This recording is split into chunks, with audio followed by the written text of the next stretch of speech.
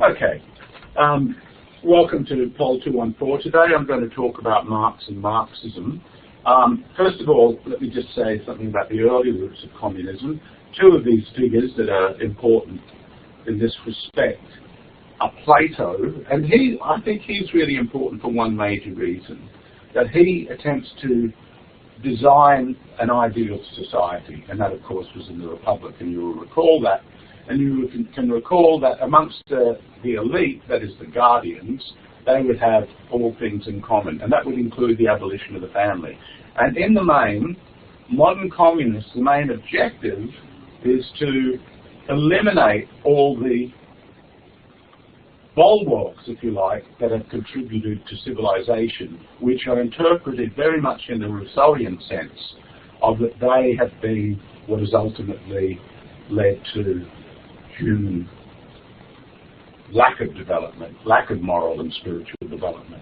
And when we look at Marx, we talk about alienation. So that means it's abolition of the family, abolition of religion, abolition of money, abolition of the state, abolition of law. That's all part of that ultimate program. So in the case of Marx, you can see he does it in a stage theory, as we would say. But that's ultimately the end. And you might recall me putting on the board a few weeks ago the Shakespearean critique of Montaigne, where that idea also occurs. And the critique is in a very short part of The Tempest. And the way the criticism is made is this essential idea of Montaigne that you wouldn't need all the aspects of civilization, and Montaigne was a great critic of modern civilization, if you just found some kind of paradise, some kind of new world. Montaigne actually thought that the Americas was almost an example of that. And the way that Shakespeare criticizes that in The Tempest, he has the two biggest cutthroats in the whole play listening to Gonzalo give this speech. As you know, they just think he's an idiot, and there's no chance of it ever getting off the ground because of people like them.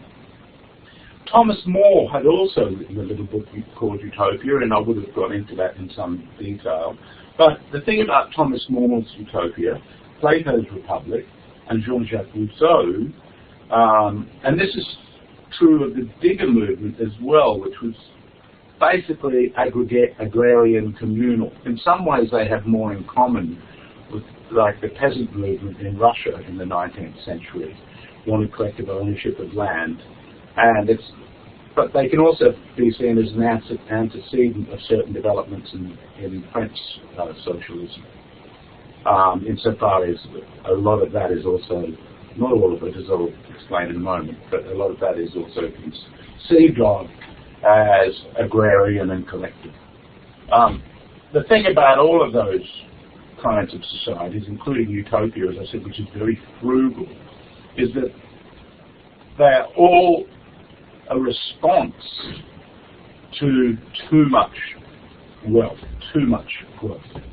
And although, of course, Plato's writing in ancient times, he himself is very critical of the acquisition of wealth and property within the city-states way back then. So when you get to an industrial kind of society, you've got a whole new ballgame. So all of these characters, they're writing long before any industrial revolution. Rousseau being the most recent of those figures, is certainly writing against the scientific revolution and the industrial developments that are taking place in France, but they're nothing like what was taking place in the 19th century. So the other thing about it is you can see that this is an idea. It's an idea before it's a reality, and it's in fact an idea that has very little basis in reality, except for small-scale agrarian attempts to collectivize. But in terms of a large-scale society and the vision for it, that is really different to where Marx is going to go. Because Marx will argue that communism is a social and material necessity and not just an idea. And ultimately, he will also argue that it is a higher phase of industrial and social development. So, and I'll explain why that is so in a moment. Now, the before I turn to Marx himself, let's just point out that the idea of socialism, it had already had some kind of currency prior to and during the French Revolution, and Abbé de Malby was an early advocate of the abolition of private property, and Babeuf, in the conspiracy, or a member of the conspiracy of equals who had come out of the Jacobin movement, but it was ultimately executed, had pointed out that the labourers didn't have sufficient rights, and he had been influenced by Malby's code of nature. And of course what's driving this show is great faith in the importance of equality. Funnily enough, by the way, Marx, who you can see that the argument rests upon inequality, massive inequality, Marx himself had very little time for what he thought was just an abstraction like equality, and he associated that with bourgeois ideas. So words like justice and equality, which are often bandied about more by 20th century Marxists, that was not the kind of language that Marx was sympathetic to. He thought that was already to give away too much ground to the ideologies which he was countering.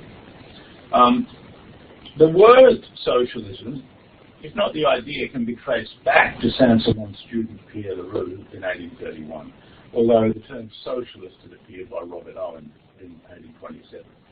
So this language and groups of people wanting to do things that would create a socialist society had predated Marx. At this stage, Marx was still very young. Was he born in 1818, if I remember correctly? So, amongst of these, one who is very important is Saint-Simon. And I think one of the most important things about Saint-Simon is that he was an industrialist. That is, he favoured large-scale industry. And he ultimately thought that what was happening, and this is an idea that is picked up by Marx and then developed, though, in a radically different way to Saint-Simon. He basically thought that as industry develops, we see that it is based upon all sorts of social relationships that are cohesive in and of themselves.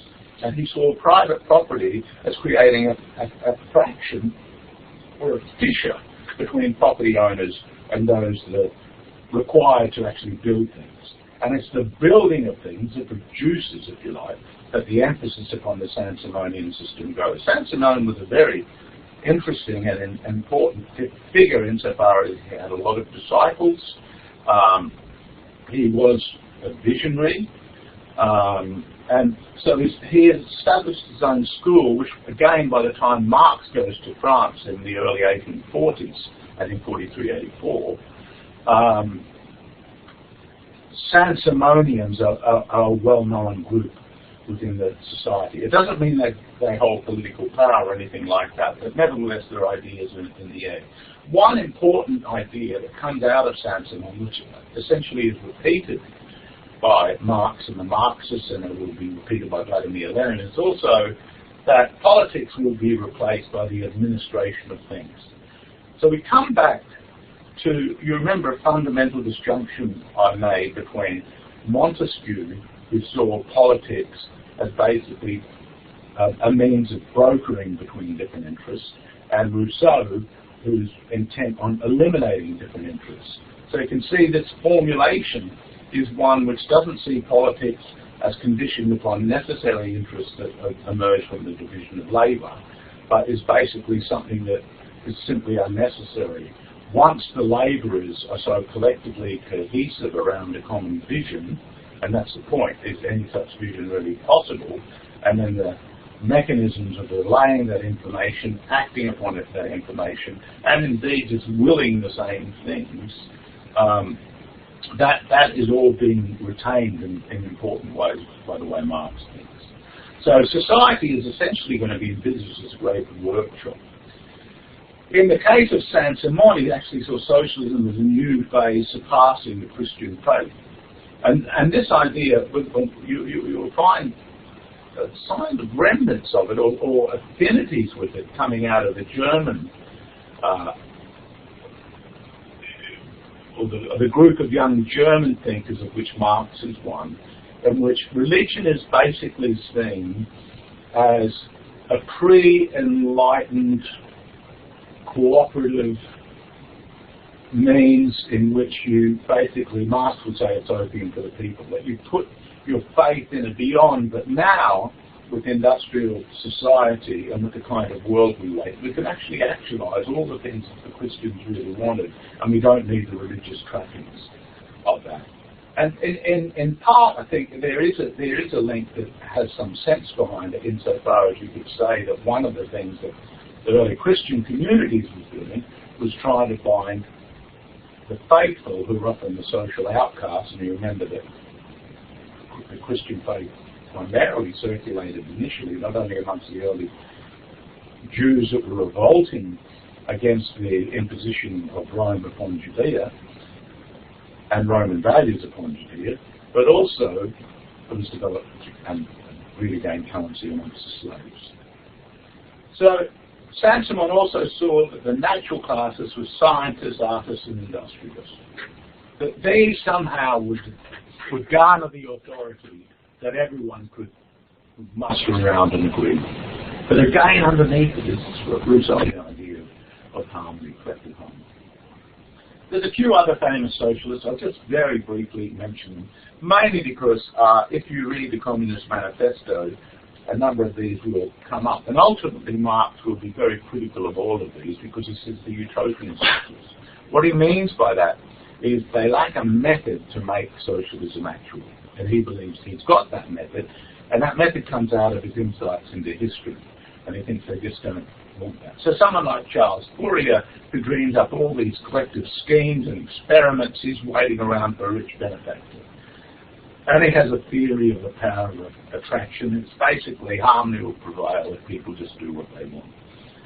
There's a system of rewards to what label. So if you're going to do something disagreeable, it's the kind of thinking that you could come up with an afternoon in a pub on the basis of very little education. Oh, we could make it work like this. But of course what it requires is all the interests that are already there, everything that's been passed on over time, the property that's accrued, the kind of productive areas for consumption that already exist.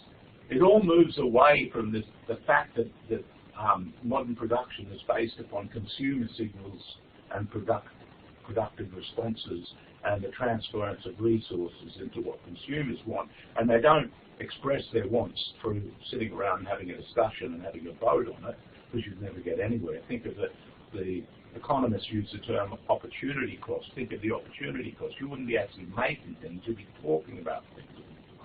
So you can see also very much a set of ideas that come from a class whose primary occupation is talking and writing and convincing people to try and do what they wish, what they will. So although he has the agreeable and the disagreeable kind of labour, and you can get some reward for doing that, and it'll all be collective, ultimately everyone has to see that this is a really good thing. And the problem with this, which is really the core problem that Marx inherits from this whole movement, is if it was so easy, why did it never turn out this way? Why was it different? Is our nature different? But we will call the Rousseauian idea at work, or an operation here, is the argument is because society was dysfunctional, everything was just a reproduction of social dysfunction. The problem with that is the social dysfunctions that existed and the societies existed came out of human behaviour. And if you want to get a good sense of what life is like prior to modern times, if you watch, so there's some good TV shows just about, the Middle Ages. There's one that I'm watching at the moment, the Last Kingdom, for example. I don't know if you've managed to see that. It's based on 7 novels by Bernard Cornwell. But it's all about the feudal system, and you get a good sense of the need for protection, people fighting and killing each other all the time, etc. Other people coming to conquer the place because their lands have been conquered, or they've had terrible harvests, or something's gone wrong, they're landlocked, all these things. Fourier did engage in one attempt to do this, and that's what you had, small-scale attempts to try and realise this. Robert Owen also had the Lanark experiment, he's also mentioned by Marx. a different kind of figure, and who's really a precursor of something that I think is not really Marxist, but more out of the social democratic position. And that's a whole other way of doing things, which I've got much more sympathy for. And Louis Blanc is really a member of that, and that is you recognise the importance of politics, you recognise the importance of some system in which you can create a block of solidarity, and then you go and you thrash it out with your opponents, and then you come up with your program, and certain things have to be socialised. The question is, what has to be socialised? Is it everything? What is interesting about him was that he actually opposed the Paris Commune insurrection in 1871, and that had come out of the breakup, or what was happening in Paris after the Franco-Prussian War.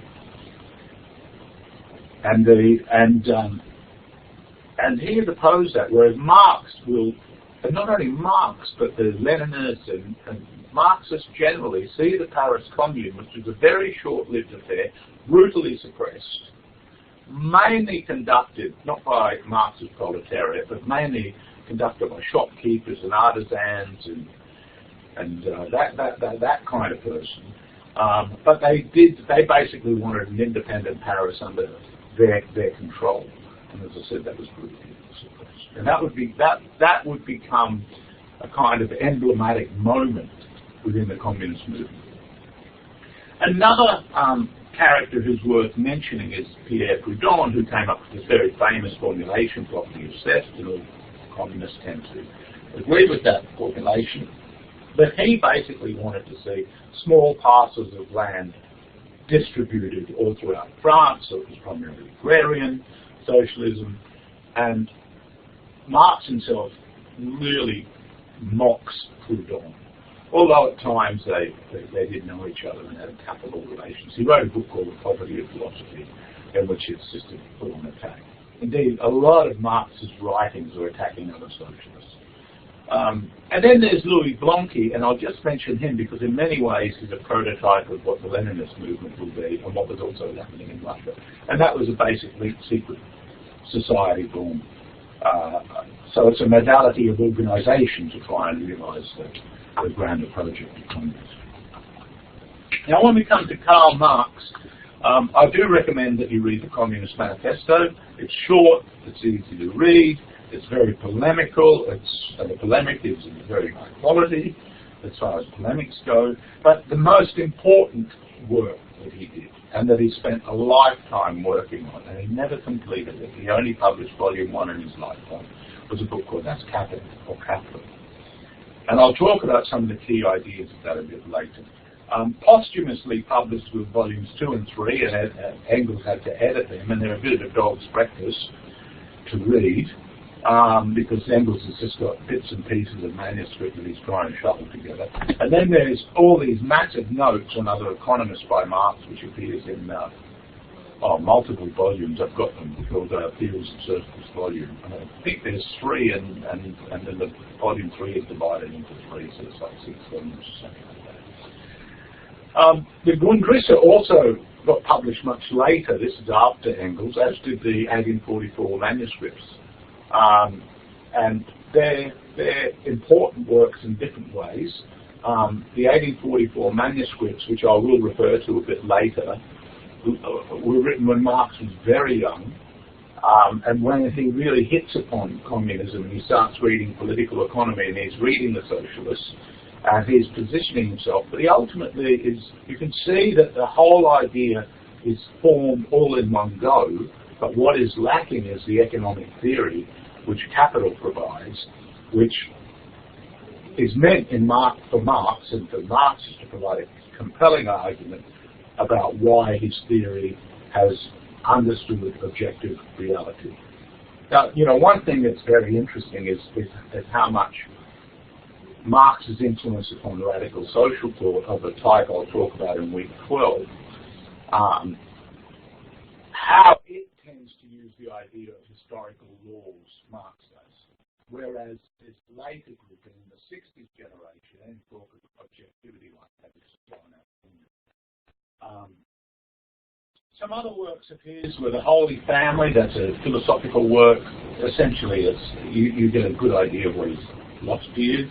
The German Ideology, which is really an attack upon ideas coming out of Germany, and they didn't. I don't think they published it in their lifetime. He wrote it with Engels, but it was meant to settle accounts with the young Hegelians who we'll talk about. There's a work called Anti-Düring. Düring was an anti-Semite socialist, and that's an interesting example of a division that was going to occur within the socialist movement, because there were a number, indeed Fourier, Proudhon, and a number of other socialists were anti-Semitic, so there was a strong anti-Semitic wing. Marx himself wrote a little work against one of the neo-Hegelians, or young Hegelians as they're called Bruno Bauer, called On the Jewish Question, where Bauer had basically argued that political rights shouldn't be given to the Jews, and he had a number of reasons, no left-wing kind of reasons, but Marx argued against that. But at the same time, he also argues that the Jews are basically preoccupied with money and property, and once you've got communism, then the problem of Judaism will disappear. So one way of looking at that is that Marx could be seen as actually being against the anti-Semites, but a whole lot of people have said this stinks of anti-Semitism, the argument itself. And it gives you an insight into the progressive consciousness of the time. Now, Marx himself had been born into a Jewish family, but his father had become a Christian convert. So much is made of this, but Marx had long since lost any touch with his own Judaic heritage. He didn't position himself that way. Another work, I mentioned The Poverty of Philosophy briefly. I'll just mention the Critique of the Gotha Program, because one of the things when you read Marx, and you will notice this when you read the Communist Manifesto, which will be sticking out at you, is how lacking in detail Marx actually does in the Communist Manifesto give a 10-point program.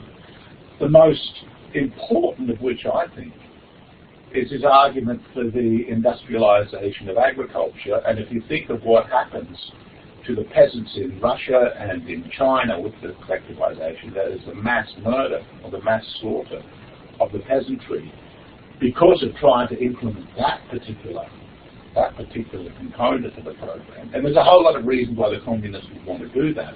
And I'll put it very briefly. Both in Russia and in China, they wanted to rapidly industrialize. They needed a food supply. And to have that food supply, they didn't want the peasants up raising prices according to market needs, bad harvests or whatever. They wanted to ensure that food supply would go to the cities, because the breakdown of city and countryside, also mentioned in the Communist Manifesto, was intrinsic to it. But the thing is, in the Communist Manifesto, the actual how the society works is not really broached at all. And the closest we get to any kind of mechanics of it. And the other thing is, Marx never does any economic modelling about why it would work, how it would work, the kind of problems we might get with the lack of any pricing mechanism, because he basically believes he's solved the problem in such a way that those problems won't exist. And you will still have high levels of production. That is a really critical thing. Because it's definitely possible, I think of what Pol Pot did in Cambodia, to close down production and to go back to some kind of agrarian communism. You can do that if you've got enough arms and will to do that. It's not going to give you the kind of industrial benefits that an industrial society will give you, but it gets rid of those problems and creates a whole raft of new ones. But in the Critique of Gotha Program, it's there where we see a very brief attempt by Marx to solve the problem of the mechanics of communism by essentially having a radical democracy with electoral positions in rotation. By the way, there's nothing new in this, insofar as what is new is the scale that it's meant to be conducted on. And that's what I think is quite crazy because someone like Rousseau could have accepted that. And indeed, if you look at the way that the city-states developed in Italy, rotation was an important part of the principle of governance there. But of course, that was also bound up with various interests, the interest of the guilds and other interests of the towns, both getting political representation, which was of course not all members of it. And where did that lead to? It led to the problem. I think I mentioned this when we were talking about Machiavelli. It led to the problem of the seigneurial families, and so they were quickly morphed into different kinds of principalities. And so now the problem, the solution creates the problem. Another work of his that's important is Contribution to a Critique of Political Economy. And that's really where he lays out ideas that will be really important to capital. And I think most important is that he is basically arguing that political economy is an important science, but it's a bourgeois science, and it carries within its core all the deficiencies of bourgeois society that come from its class nature and its oppressive nature. It's in that book that he makes a very famous sentence, and that sentence is, he writes a very famous sentence, and that sentence is, it is not social being that determines consciousness, but consciousness that determines, it is not consciousness that determines social being, but social being determines consciousness. Now, if you think about that for about 2 seconds, and if you know who Marx was and Engels was, you'll realize how misleading that sentence is. Because Marx and Engels were not members of the working class, but the whole theory, as we should look at, is meant to be a theory to ensconce the power of the working class, and in fact so much so that all other classes will be eliminated. There won't be any need for them. But Marx himself was a law student who did make some money as a journalist, who largely lived off the largesse of Friedrich Engels, and also got some money from inheritance. He had some years of quite dire poverty. There are other times he lived quite well. Engels had inherited his father's factory. He was a factory owner, so he was a member of the very class he was against. And I think there's a disjuncture, which I actually see as part and parcel of the modern problem itself. And the disjuncture is this. Once you make an argument representing a certain group, you're able to magically, because you're making the argument, side with that group without being a member of that group. So you're actually doing the opposite of what is being formulated in that work. You're actually making consciousness most important. And I'll also just briefly mention in passing, late in Marx's life, he was interviewed by a journalist, and the journalist raised this issue with Marx. And the journalist also points out in the piece that people like Marx aren't going to be the proletariat, they're going to be the people giving direction. And Marx himself admitted that education would be intrinsic to the development of socialism. So you go from something where the theoretical base of it, which is, as I said, it's not highly developed, where the theoretical emphasis is in Marx is in discussion, especially in Capital, is in, first of all, a discussion of the nature of commodity, and then in a discussion of surplus value, which I will talk about, then of why that will be there will be these contradictions. Then he discusses what happened in England and the way modern class formations formed. This is, by his way, some of his best work. And if I'm critical of Marx, please don't get the impression I'm saying you shouldn't read him. You definitely should. Anyone who wants to have an education should read Marx. And although the serious criticisms that I don't think can be counteracted, and I've been reading and thinking about this stuff for a very long time, 40 years or so, and it's not just the prejudice on my part. But there's also stuff in there that's really great. It's really interesting history, good history, but it tends to be coloured by the theoretical program that he's driving. And as I said, lots of deficiencies in the development of the program itself, in the theory. Marx once said, and I think this is also in the critique of the Gotha program, he didn't want to stream around writing up cookbooks of the future. Well, you know, that's a great piece of polemic and ideology, ideological belittling of your opponents, and Marx was a master at that. He had a sharp tongue, and you know, he could easily, in a group of workers in the Communist International and that form, he could easily isolate other sections within that, in the workers' movement, through his tongue. But it didn't mean that he had actually found a great argument. And that, to me, is just no argument. What you're saying is, well, they'll solve it. Well, will they? It's never been solved before, so why should it be solved now? Is there something about the nature of human beings, something about the production process itself, something about the way our lives as consumers, you know, that leads to these class divisions? Anyway, when he writes The Class Struggle in France, and I think the class struggle in France, 18th Brumaire and the Civil War in France, I think they're really interesting and important works of Marx. And in those works, especially the first two of those works, there's a really interesting social political analysis of what was occurring in the 1848 revolution and in the 18th Brumaire of Louis Napoleon, that is Napoleon's nephew, who basically recreates the French Empire. Obviously now under a very different kind of design, but he had a lot of working class support.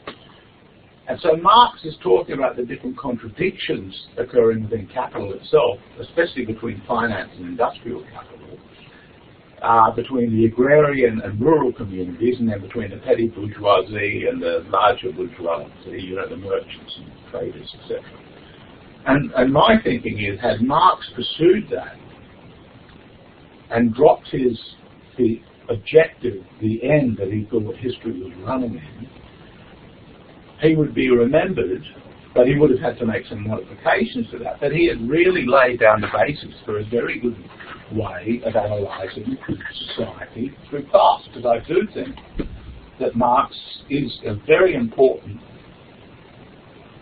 contributor to the development of sociology. Unfortunately, as I said, I think the sociology, and as operative in these works, gets marred by his intervention and then the normative side of the theory making certain judgments rather than just looking how it plays stuff up. Now, I'll just say one really important thing, because in that work, where he realises that industrial capital and finance capital is divided, he really should have gone further with that, because that disjuncture is really important today to what is happening still. And the biggest way we can see the importance of that disjuncture is the forces that support globalization, globalized capital, tend to be from finance capital. Not exclusively, not only, but they tend to come from that wing. And they've been very successful.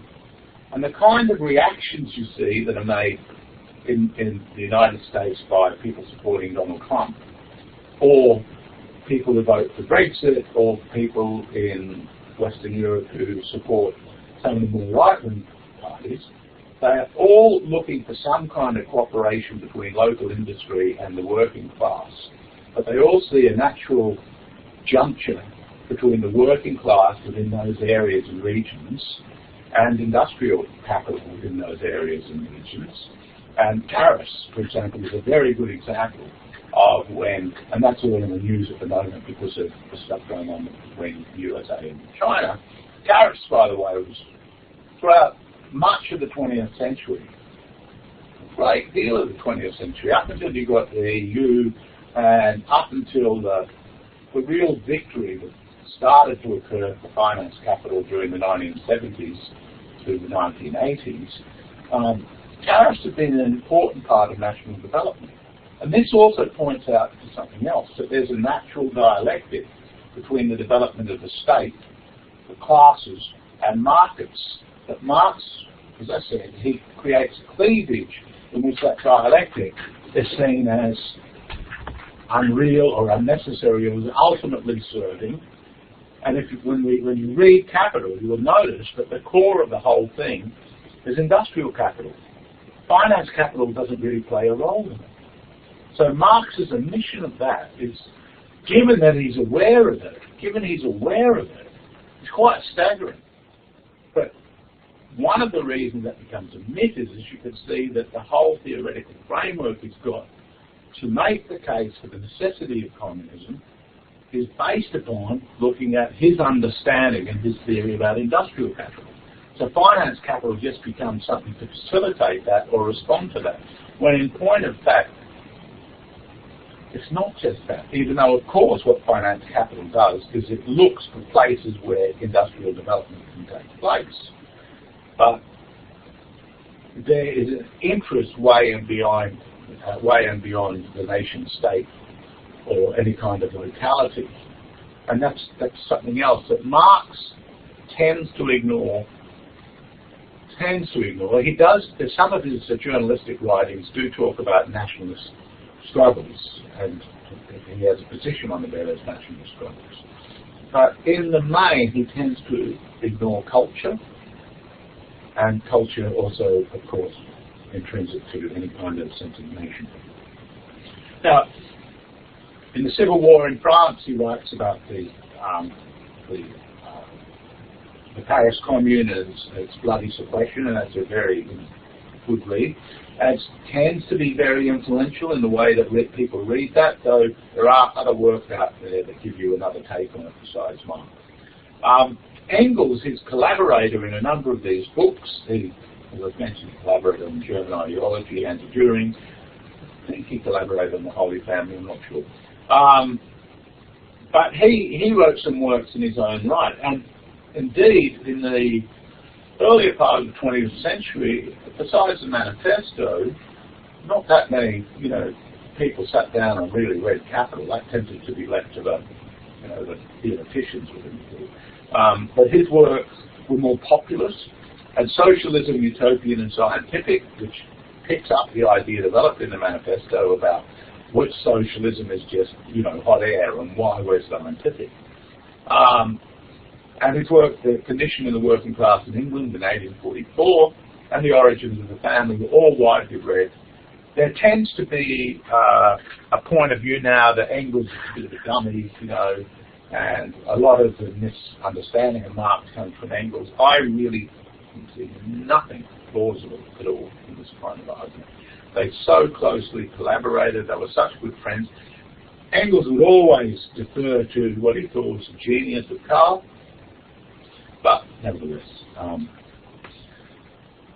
Another work I didn't mention, but I should have, is a work called The Dialectics of Nature. And there you get Engels' attempts to provide a scientific account of the universe and why dialectics, which is a concept that Marx and Engels take over from Hegel, I'll briefly mention it in a moment, is something that evolves out of nature. It really is a typical work of 19th century philosophical materialism, and I think it's not very widely read today because it's just terrible. Okay. Let's now go back to a really great philosopher, and I could just stop the lecture now and speak for another hour on this day, or a day on this crisis. He is, I think, one of the truly great philosophers of the 19th century.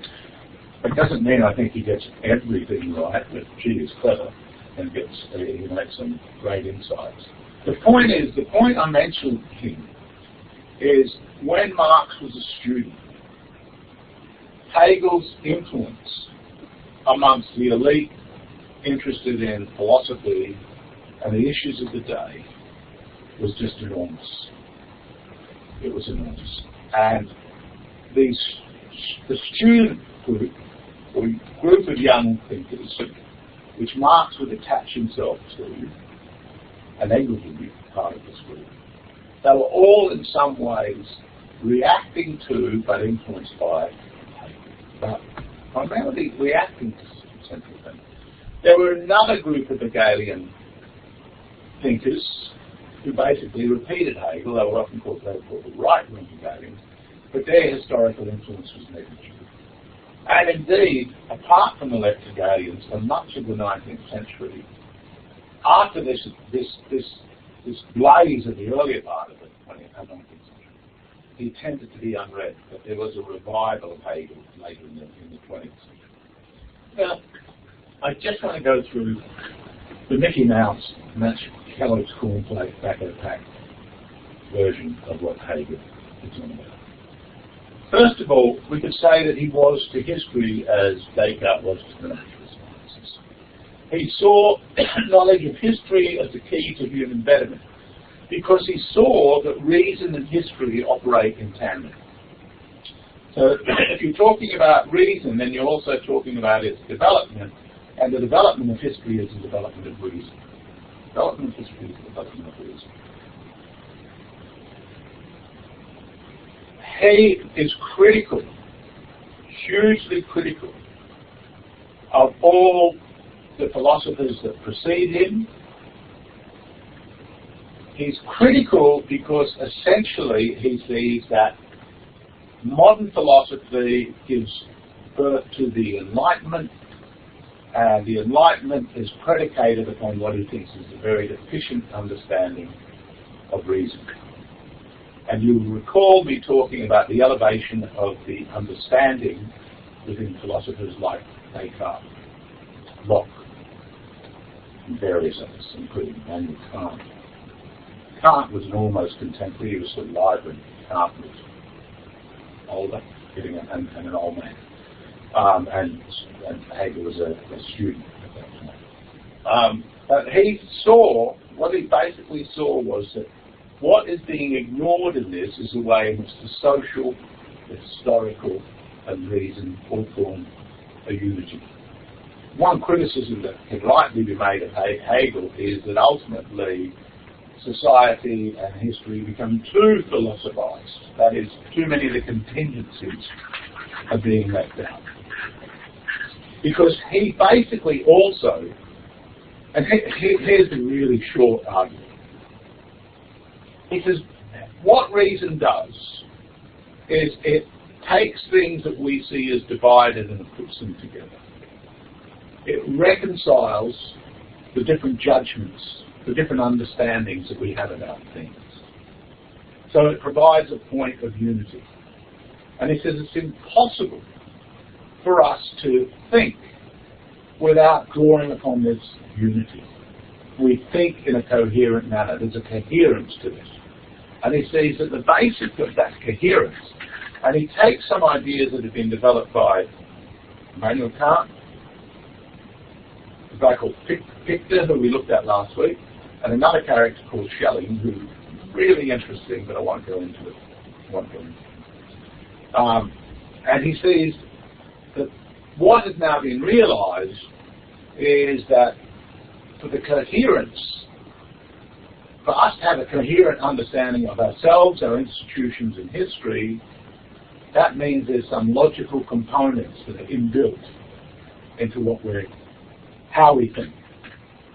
So how we think, there's a logic to it, but the logic is not just something over and above reality, it's instantiated in reality. It comes out in reality. And he calls this a dialectic.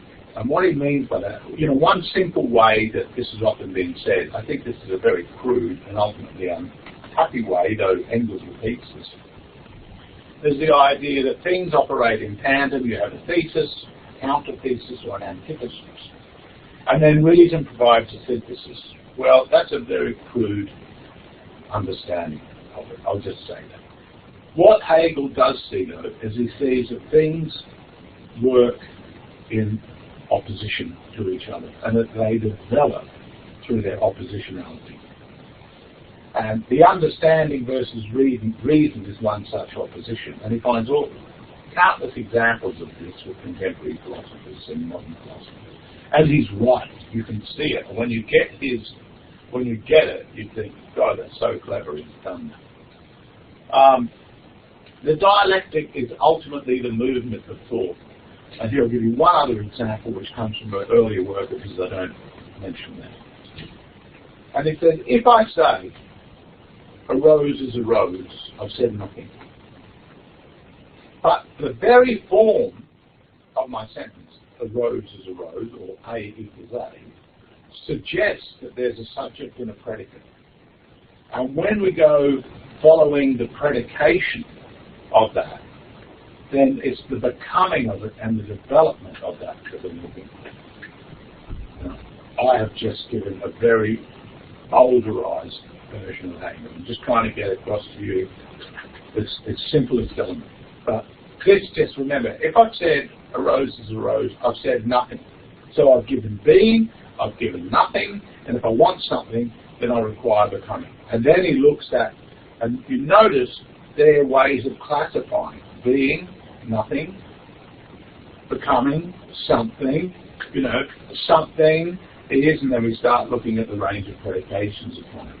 This, he sees, as this is reason itself is driving the show, not just our empirical investigations. And here's something, he said, which all these philosophers that don't know Hegel in the 20th century, who would be critical of Hegel as well as something, they would put it thus, that the system ultimately defines the parts. The system defines the parts. And that's really what Hegel's getting at, that reason is systemic, and the parts of the system, they all cohere and develop in tandem in operation with each other. So the starting point is to recognize that the spirit is reason. And this is what he calls the absolute spirit. And our knowledge is generated out of this spirit. And it's what he calls the absolute. And in the encyclopedia, he will first of all write a book called The Phenomenology of Spirit, which Marx had read. I don't believe, there's nothing that can convince me that Marx had read Hegel's earlier works, where really you see the program being developed. It looks to me, and from letters he's read and the bits that are quoted, and how he reads Hegel, he looks at the phenomenology of spirit, which is the first attempt that Hegel really gives of the entire system. It was meant to be an introduction, and ultimately he jettisons it. And then the systemic work, the systematic work, which takes back a number of things in the phenomenology of spirit. And phenomenology, a logos about the phenomena, the rationale of what has appeared historically. That's really what that means due to the development of the spirit. But it's in the encyclopedia, it's divided into three parts: logic, which I just gave you the very first snippet of. A philosophy of nature, in which he basically argues that nature is our understanding of nature. If it's a scientific understanding, you're not just looking at things in their rawness, you bring to bear all the scientific knowledge you've got so you can organise your understanding of what is natural. It's very dated science in there, and he makes some very stupid moves in there. And then you've got the philosophy of spirit, which is the third book, in which he divides the spirit into the three components: the subjective, the objective, and the absolute, which is why he's got this. Some people talk about the thesis synthesis, well, thesis, antithesis, synthesis. And then he also gave a whole lot of lectures. He wrote a book on the philosophy of right, which Marx would talk about, does a critique of. He actually writes two critiques of that. Right being understood as justice or the state, he tends to treat them, in fact, the way he deliberately treats them as identical, because he wants to argue that justice without the actualization of it, the instantiation of it in the state, is meaningless. And that's the kind of dualism where you've just got a normative criticism going on of what's happening. He hates that. He thinks that's all wrong. That's reason divided against itself. I wish I could develop that idea for you, because I think that is very, very a really interesting idea and not so easy to refute. But there's lectures on history, on philosophy, the philosophy of history, the history of philosophy. His lectures on the history of philosophy are amongst the finest lectures and readings of the history of philosophy ever written. They are fantastic. And if you know a lot about philosophy and you read Hegel, although it all comes through his system of it, class so brilliant. Very few philosophers knew their precursors as well. He writes on art, aesthetics, 3-volume work, magisterial work. He writes on religion, But a lot of this was notes taken by his students, written up from his classes. He was apparently a really dull lecturer. It was as if he was summoning up the spirit, but that didn't matter. Anyone who was interested in philosophy and wanted to understand Hegel. I'll just mention this in passing because I find it really amusing. Another 19th century philosopher that we'll briefly talk about next week is a guy called Arthur Schopenhauer. Schopenhauer hated Hegel with a passion. He saw Hegel's theory of the state was a culmination of freedom, which Hegel does argue, the modern state is a culmination of freedom. He thought this was the viewpoint of a little bureaucrat, and the university position he occupied was just bureaucratic. So when Schopenhauer got the opportunity to teach a class in Berlin at the university, he made a point of having his lectures on at exactly the same time as Hegel's. You know how many people attended Schopenhauer's lectures?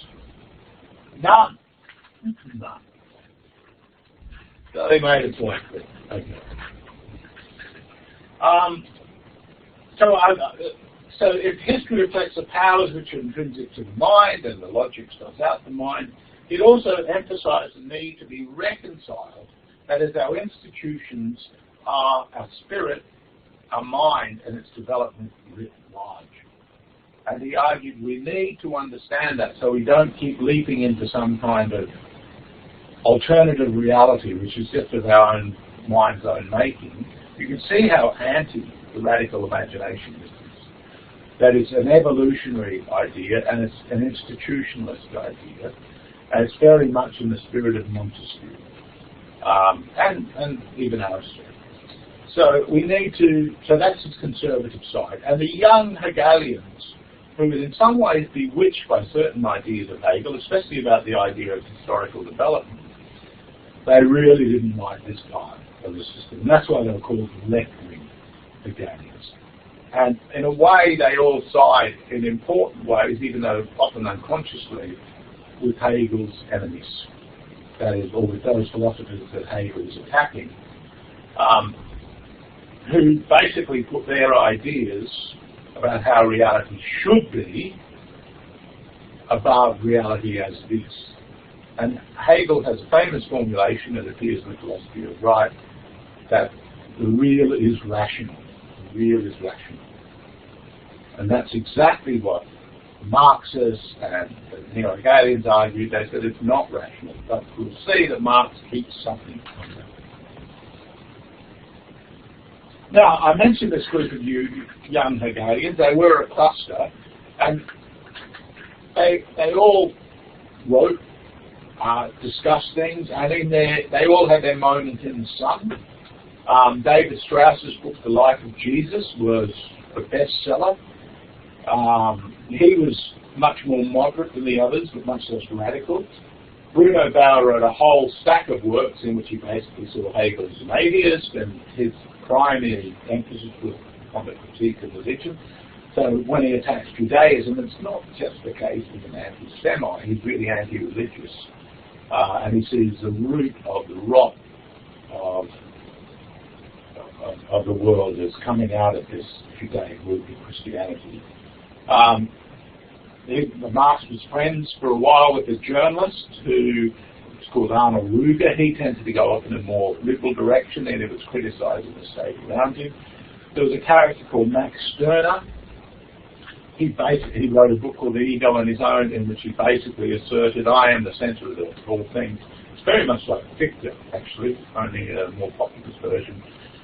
And the world is simply the extension of my ego, and what is mine is mine. But you can see how that could also be bound up to the view of property, in which I am my own property and my own property is mine. You can see how that proves away. Friedrich Nietzsche will read Stirner and find much to like there. Philosophically, the most important was a character called Ludwig Feuerbach. Initially, Marx was very enthusiastic about Feuerbach. He wrote a famous little piece, that's really very short, page and a half, 2 pages. It's called The Theses on Feuerbach. in which he basically says philosophy must go through the fiery brook and fire it. That's what Feuerbach's name means. That is, fiery brook is a translation of Feuerbach, brook of fire. The essential thing about Feuerbach was that he saw that religion was the alienated, and then this is not a million miles away from David Strauss, but he develops it in much more philosophical sophistication. He says everything about religion is just the alienation of humanity. So everything we attribute to God is really us. We are really the divine. There's no divine above us, but we're it. And everything we say and think about God is really just our potential. And in the essence of Christianity, he applies this idea in 100 million different ways to the gospel. I think it's very tedious. I think it's really missing out on a lot, but he tends also to see modern philosophy as so theologically bound up that it never gets beyond it. So he creates what we can call the anthropological term. I would also say that Herder, who we had mentioned last week on nationalism, he also takes an anthropological term, but the big difference is this. In Herder's case, he brings the gods along with him, and he doesn't seek to make the gods as the extension of humanity. In Feuerbach's case, it's basically all bound up with this triumphancy of the human will, which is why I said I really see Fichte, that character, although he's a nationalist, as really the philosopher whose ideas circulating through Germany in their untheoretical ingestion is really, I think, a very important figure to understand the modern creative imagination. Even though that means cutting off all sorts of things that Fichte himself believes. But in terms of the fundamental idea at its core, I think that's a component of it, but then it gets matched with, so this emphasis upon the will, which was certainly not Hegel's emphasis, which is Fichte's emphasis, which we can see in every one of these neo-Hegelians, and we can conclude in Marx. But then in Marx it becomes bound up with his idea of history, so they operate in tandem. So Feuerbach pits himself against Hegel. He basically says Hegel makes a mistake by elevating the spirit and elevating logic because we know there's something there, it's there. From a Hegelian point of view, that argument is so dreadful. It's basically saying, if I turn around and I bump myself against the tree, that proves the reality of the tree. And you know what Hegel would respond to that? What tree? Which tree? Where did you get the knowledge of that tree? How was that cultivated over time? You can see that Feuerbach's criticism is based upon what Hegel calls the moment of immediacy, which is a very elementary stage in the development of knowledge. But Feuerbach just repeats it as it was explained. The other thing that Feuerbach also emphasizes, which is very important to the writings of the young Marx, is this idea of that humanity having an essence. And Feuerbach has been able to grasp what that human essence is, as does Marx. And that's our species thing. We are a species thing. Okay, it's also, I mentioned the thesis on Feuerbach. One of the phrases, the most famous thesis on Feuerbach is what's known as the 11th thesis. He says, the great thing about Feuerbach is he understands that we're the makers of our reality. And he wants to return us to an unalienated form of humanity and a human community which won't be burdened by all the alienation that's occurred through its religious heritage. See, very enlightening idea in operation. And then Marx says, hitherto philosophers have only interpreted the world. The task, however, is to change it. So no amount of understanding of the world will change it. We need to bring philosophy, make it active, bring it into the program. So what's the program? At this stage, Marx is still sort of rummaging around for what should be done. But then he goes off to France and he starts reading political economy, and he's very young at this stage, what is he, 26 or something. He's read a handful of books on political economy. I'm going to say something very general, but it's very important to any course I teach, and that is this. When you have an education, you can either make the decision that what you've learnt is all you need to know, or what you've learnt has taught you how little you know, and that you will never know all you need to know. Sadly, Marx, and I think the tradition which he gives birth to, comes out of the former, because it's astonishing that someone could come up with the answer to the solution to the riddle of history. That's a formulation of his. He wrote that sentence, or that phrase, in the 1844 manuscripts. And it's on the basis of having read, I don't know, 10, 20, 30 works on political economy. He thinks he's got it all figured out. Now, he comes up with two things. One is, what's the problem? And two, what's the solution? From his, I think, inspiration by Feuerbach, he comes up with the idea that the problem is alienation. And then he develops this through his reading of political economy. And there's some very important insights into this. So he says alienation is human separation from each other, from the products of one's own labour, and from the world. So there's different ways in which we're alienated. The source of it, he says, is division of labour. Therefore, it's through the elimination of the division of labour, which means the elimination of property, because property is a consequence of the division of labour, but also what makes it its expansion is the source of the problem, so therefore we eliminate private property. Now, the thing about this is, it is highly rationalist, and I may have used that term before. Rationalism exists when you've got a premise, even if it's based upon an observation that you can find empirical support for, and then you make an inference on the basis of that, which will give you an answer which you then have no way of checking against reality. Because Marx has got no way of checking commons. It remains something in the future, an infinite deferment. In its own way, you could say it's just another abstraction or a theological or metaphysical spectrum. But the way Marx writes is that that's not the case. This is something compelling. Now, one of the problems staring you right in the face there, as Marx develops his theory, and at this stage it's sort of just left there, but as Marx develops the theory so that socialism is actually the way of ensuring greater industrial development, he's factored in then the fact that part of our species being is that we work. Well, that's true. Necessity is forced on us. But what's also true is, if you don't have to and you can get away with it, why bother? And is it working if you're sitting in the sun or playing music or, making love all day or, any other of these things?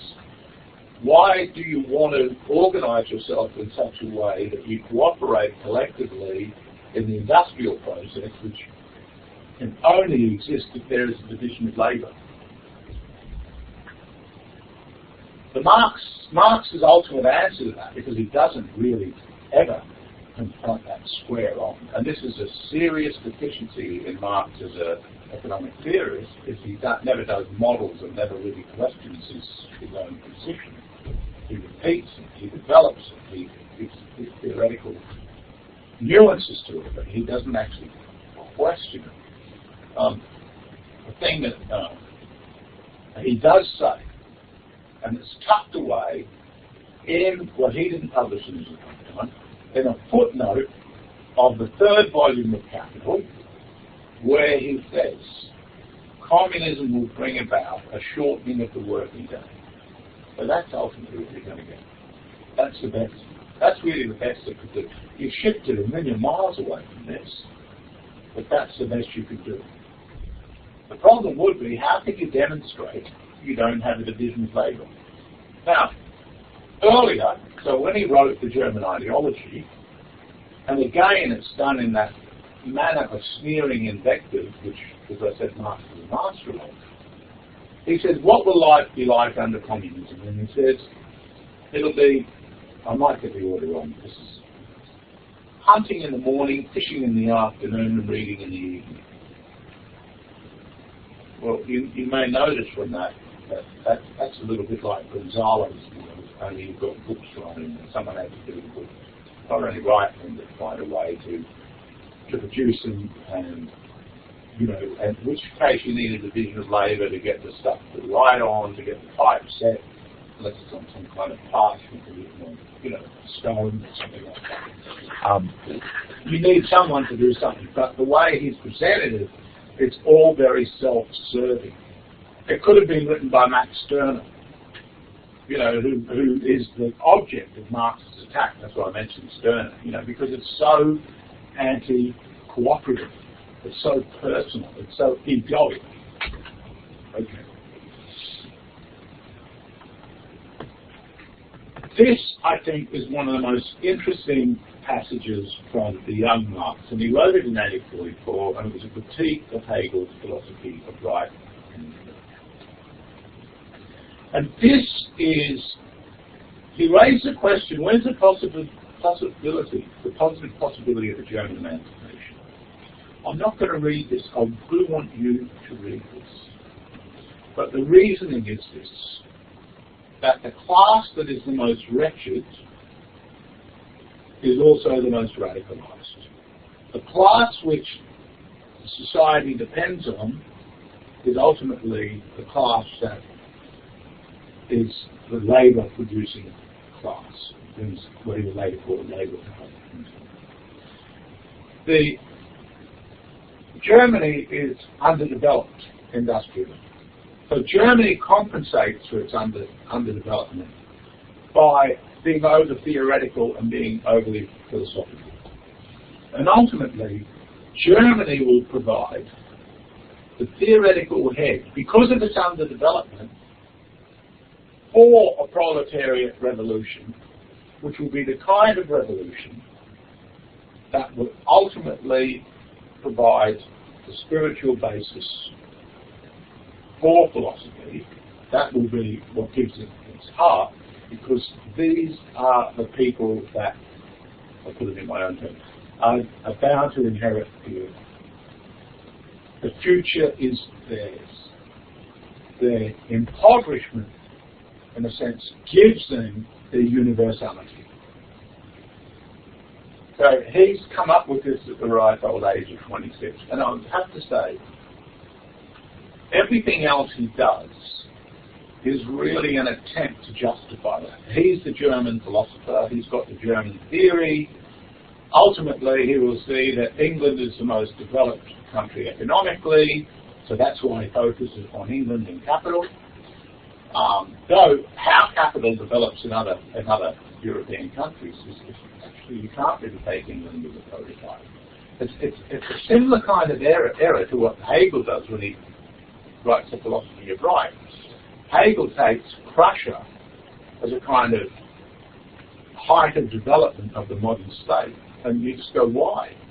And then he adds little bits and pieces which he thinks would improve it, but ultimately he's got a prototype, and why would you take that prototype? It's so local. So why would you take England as a prototype? Yes, it's the most industrialised now. And then he sees the French, because of their socialist tradition, as most politically developed, and then, so you can see this, the solution to the problem, it's an intellectual problem. It's a conceptual problem with a conceptual solution.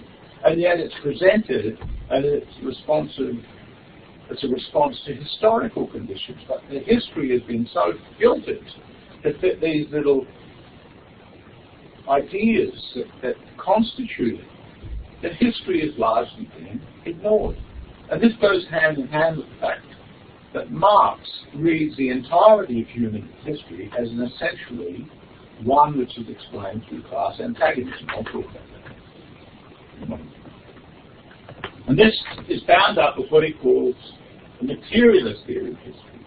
So, having realised that political economy, although it's bourgeois and all wrong, it's focusing upon the right elements, and the elements are the conditions of economic production, he will argue that ideas and culture, the ideology of a society, are simply the reflection of what is happening socially and industrially, or socially and at what he calls the mode of production, even in pre-industrial societies. And he will basically divide history into the time in which there was slavery, the time in which there was feudalism, bourgeois time, and then the times after that, socialist and communist time. Now, it is possible to look at class struggle in history and really discover certain things. I do not want to deny that. I think it's particularly indicative, actually, of Marx's own education that he had focused a lot on Roman history and the French Revolution. And I would say there are two areas of history where a class analysis is very helpful. And if I get around to teaching, if you ever do my course on the foundations of Western civilization, when we look at the breakup of the Roman Republic, we see that. But if you read on that, you will see that. So, but if you look at all sorts of other conflicts that are happening historically, you see so much of the violence is vertical rather than horizontal. So much of it is interdynastic. So, and the idea that you just have oppressors and oppressed, that completely fails to understand the way in which these societies evolved. It's just wrong. It also underestimates the role that trade plays, even in slave society and in feudal society. They were never completely slave and they were never completely feudal. So this is it's a very big camel to swallow, in my opinion. And the idea, again, that the ideology and the productive process, there's going to be this match-up. The problem that he's not looking at, even though, let me just say, Marx, in the Poverty of Philosophy, made the argument that it goes something like this: the windmill gives you feudal society, the steam engine gives you industrial society, or capitalist society. It's a variant of the formulation along those lines. I might have somewhat misquoted, but that's the idea. That you can look at the technology of the periods, and that technology is actually bound up with the class structure, the division of labour that gravitates around it. Now, I think that is quite brilliant. If you qualify it immediately and make massive qualifications, Marx doesn't really do that. In fact, he doesn't do that at all. Maybe he assumes it to be done, but he doesn't make those qualifications. And those qualifications are essential. And in point of fact, what's tended to happen is the development of Marxian theory tends to just drop that altogether.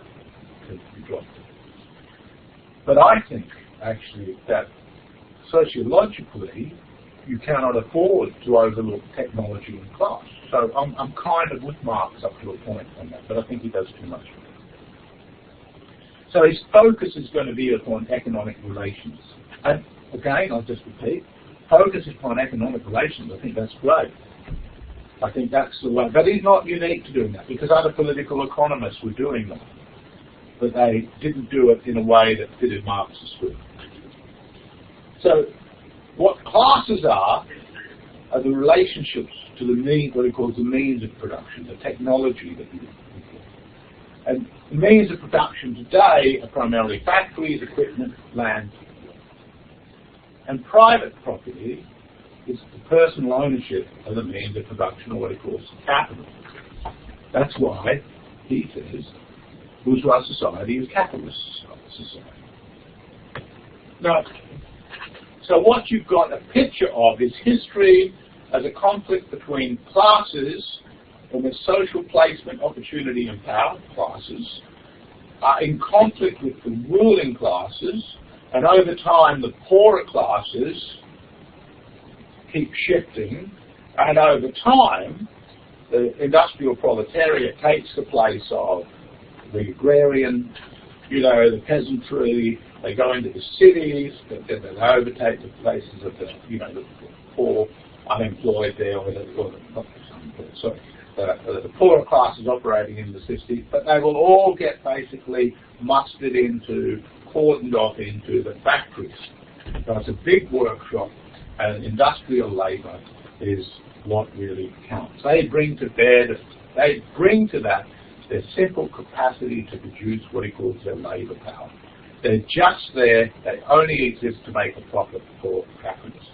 And again, there's a hard truth in that. There is a truth in that the whole reason someone is going to invest money in an enterprise is that someone will work upon it and so they can make a profit. He does, however, see the existence of classes very much in terms of what's called a zero-sum game by economists.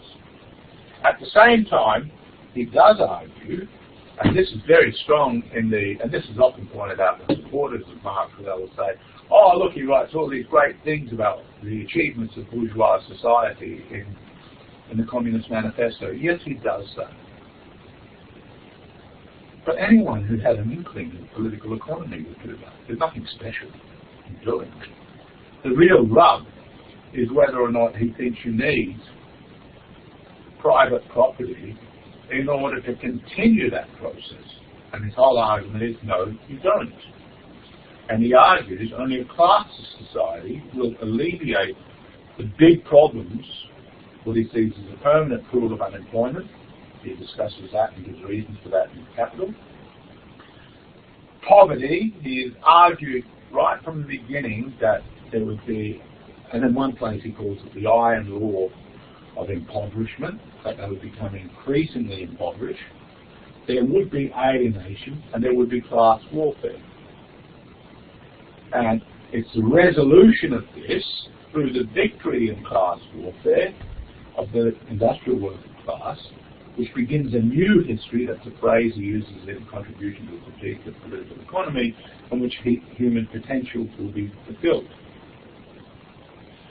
So, although in those other writings I gave you, he is saying that actually the division of labour means there's many classes, what he sees happening under capitalism is all those other classes will tend to fade away.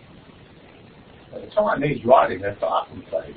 When he's writing this stuff on France, he recognises and acknowledges what anyone in France would have known, that the agrarian class is still by far the largest number in France. So then he's got this picture of what history is. And then he has this economic theory about what it is. And the economic theory is only living labour creates value. And that's at the basis of what he calls the labour theory of value. There has been antecedents to the labour theory of value. I remember signalling this when I spoke about John Locke. Locke is an earlier pioneer of that, and it just so happens it was unfortunate for Marx that while he was writing this, there was an economic revolution which dispensed with the labour theory of value.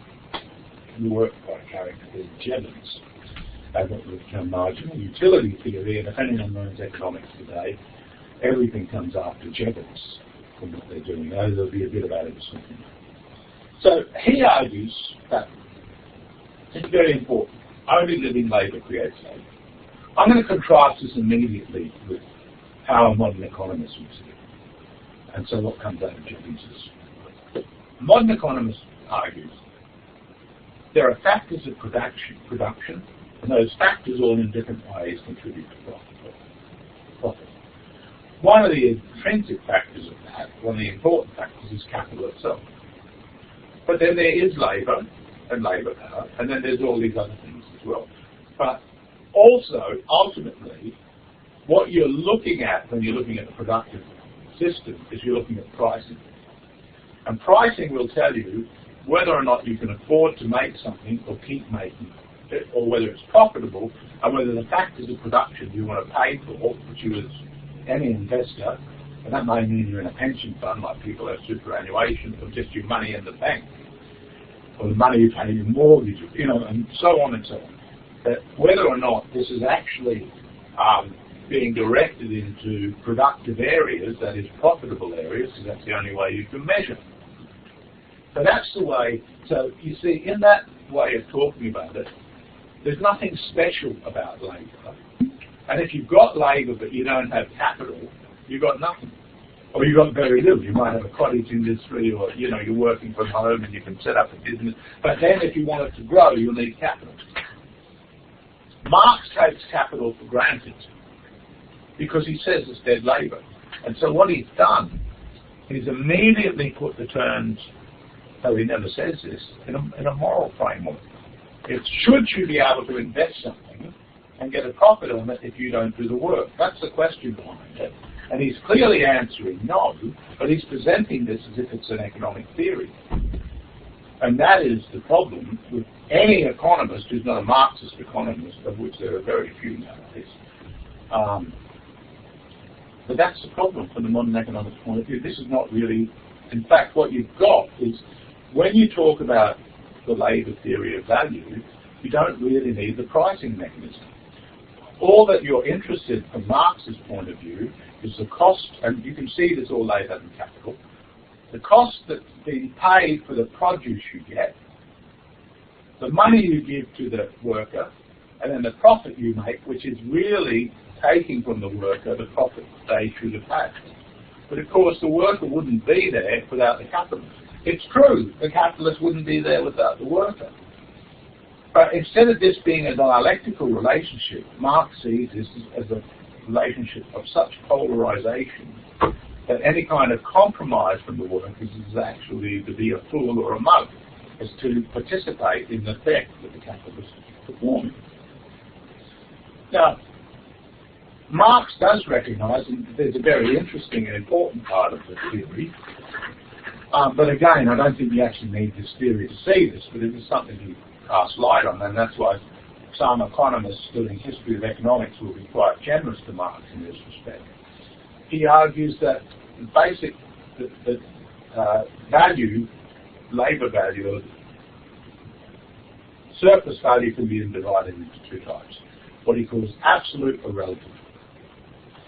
Absolute is really just what you take from your worker through the lengthening of a working day. And you can see that in more agrarian or more pre-industrial kind of society. But he says, but what happens with relative surplus value is the worker is constantly being displaced by technology, because technology means that production will occur much more quickly and you've got a greater output. So instead of 100 people making something, you buy a machine in which 10 people can service that, you're actually creating a relative surplus value, and you're displacing, through technology, the very source of your value. And Marx says this ultimately will bring about the death of capitalism, because the capitalism is predicated upon value being created by labour power. I do agree that if you ultimately didn't have anyone working and only, robots doing everything, that would be a very dire circumstance. And I think that would lead to political revolt, but I don't think that means this theory is true. There's a partial truth. And what's happening is labour, so he recognises capital keeps creating technology to displace labourers because of the profit motive. So here's the question that any economist would argue. So if you got rid of the profit motive, what would be the technological incentive? What would be the incentive of technological development? And you go, well, people just want to do it because that's what they would do. There's no real reason. In fact, if economists have argued, well, it would be the opposite. You wouldn't want to introduce new incentives because that would mean you'd have to go and do something else. And why, for example, if you've got a choice, why would you go into the factory to make ball bearings or rubber or all the things you make? Why wouldn't everyone just be, doing artisanal activity, which is what preceded the industrial society? And then who would grow the food? And how would, and on and on. You see, actually, all the things that happened historically happened for a reason, in a sense. Hegel is kind of right. Maybe not because of reason and the logic of it, that is kind of right. And this is something that needs to get out of the picture. So, ultimately for Marx, what also happens is that economic, and he goes into this in a little bit in volume 3, is that there's a falling rate of profit. So capital will inevitably be monopolistic. Prices will fall. And the falling prices will also impact on capital, and this will lead to fewer people employed, and this will lead to a kind of employment. So you've got this picture, very rich, squillions of poor.